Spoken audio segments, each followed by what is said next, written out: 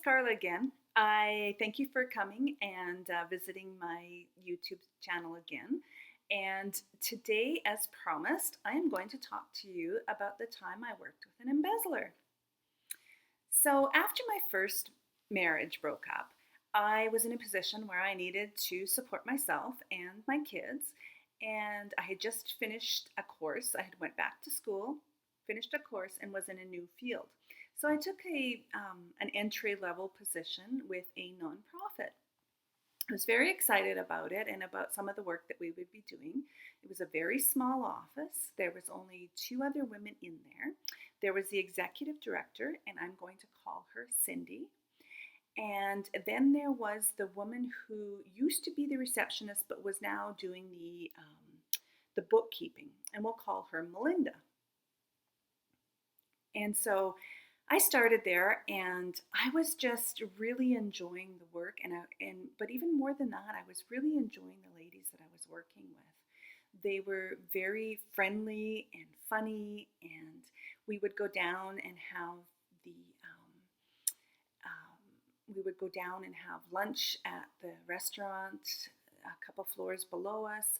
We would talk about our what was going on in our life, and it was just a really great supportive environment.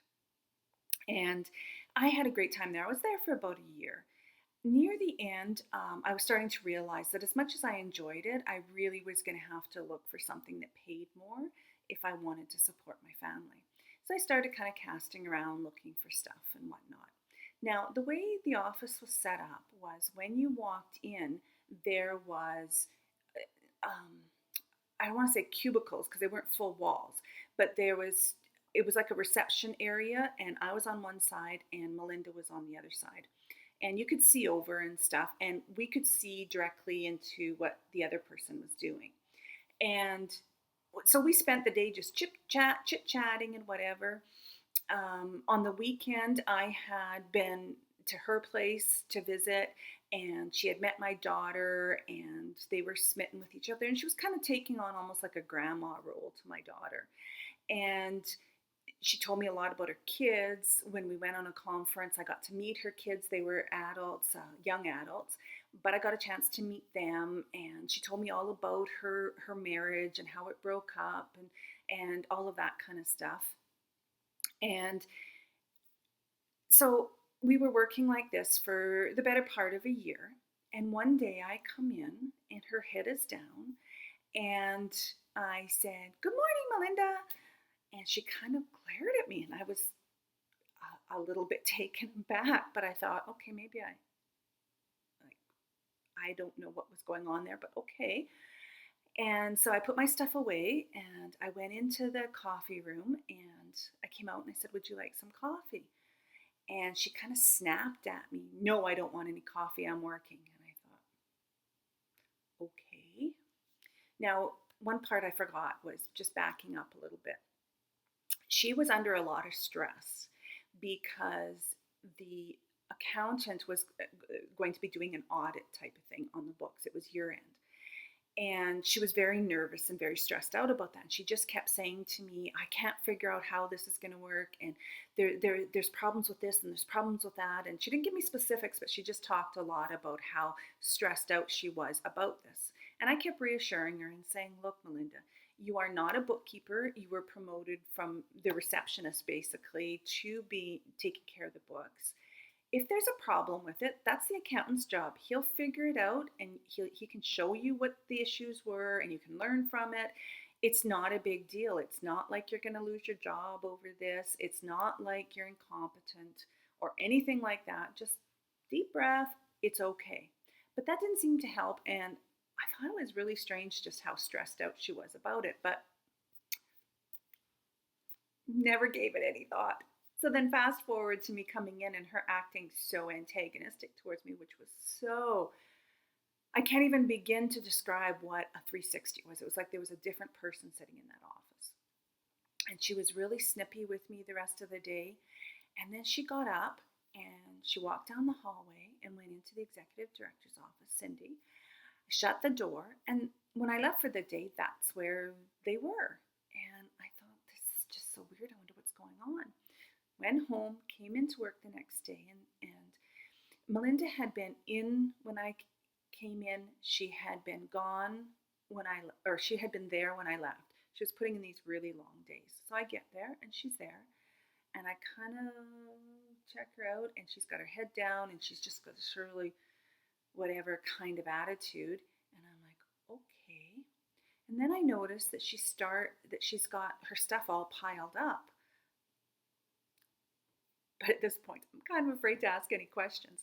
Well, just then, Cindy, the executive director, came down the hall and she said, Carla, can I speak to you in my office? Okay.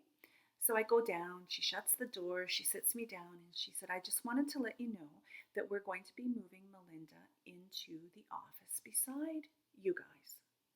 And I'm thinking, office? There's no office. And then I realized what she was referring to was what was basically the filing room. I said, why are you doing that? She said, well, Melinda's been complaining that you talk too much and that it's really getting on her nerves and she needs some privacy.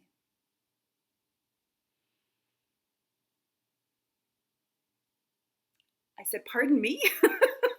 What are you talking about? She said, I know, I don't really quite get it either, but if this is going to help her with her stress level, then so be it.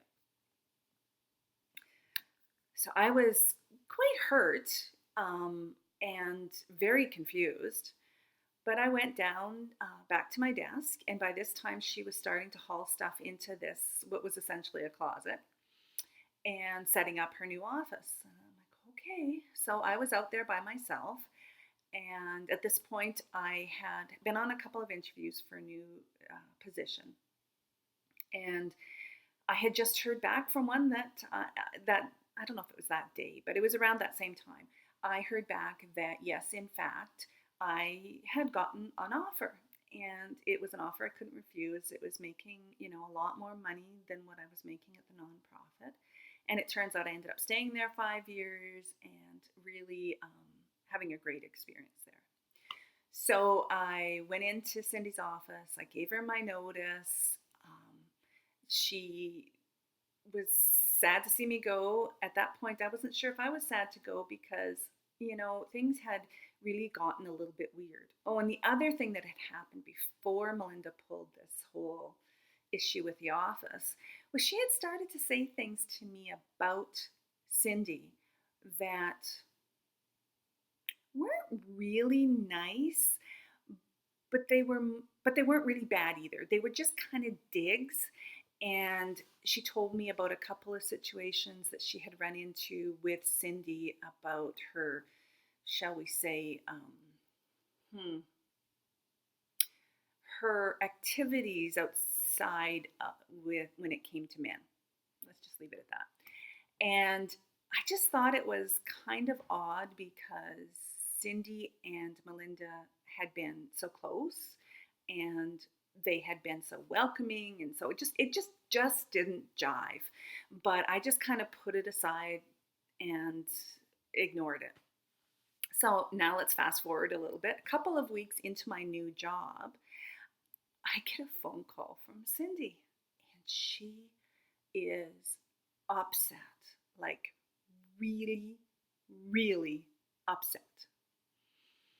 It turns out that the accountant had found evidence that Melinda, our kindly, sweet grandmother type co-worker, had been embezzling. And all of a sudden, so many things fell into place. And over the next few weeks, we found out a few things. We found out that her weekly appointments with her psychologist across the street was actually weekly appointments with her parole officer, because this was not the first time she had been caught doing this. And we were just absolutely flabbergasted. The reason that's why she was so stressed out about year end, because she knew that the gig was up. And she wanted to be in this little office because she was busy trying to doctor things, trying to cover her tracks. And I was asking too many questions. I was standing too close to her. I was looking at things too much, and she was getting nervous. That all of a sudden explained why she was trying to kind of drive a wedge between Cindy and I by talking about her in negative ways. It explained why she was there when I got to work, why she was there when I left. It explained why she never took vacation. And I've since learned that somebody who's in charge of money, if they never want to take vacation, that's a little bit of a red flag because they don't want anybody taking a look into what they've been doing. So, yeah, we found out that she, in fact, had a record in a different part of the country, and that this was not the first time she had done this. She was also not supposed to have a job where she was in charge of money, which is why, to her credit, she had tried really hard not to take on the bookkeeping role. She had started off as a receptionist, she had gotten proof that she was not dealing with money, and then they wanted to promote her, and she couldn't tell them why because she hadn't told them about this previous incident, and she was trying to keep that quiet. She ended up in jail. She ended up in a women's prison. I don't know how long. I don't know what the situation ended up being there. I know I felt really bad for her. I felt like she had just gotten, I mean, she was completely, don't get me wrong, I'm not making excuses for her. She was completely in control of what she did, and she was responsible for what she did.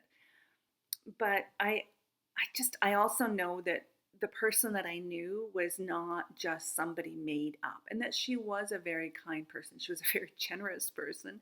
She liked to give gifts and stuff like that.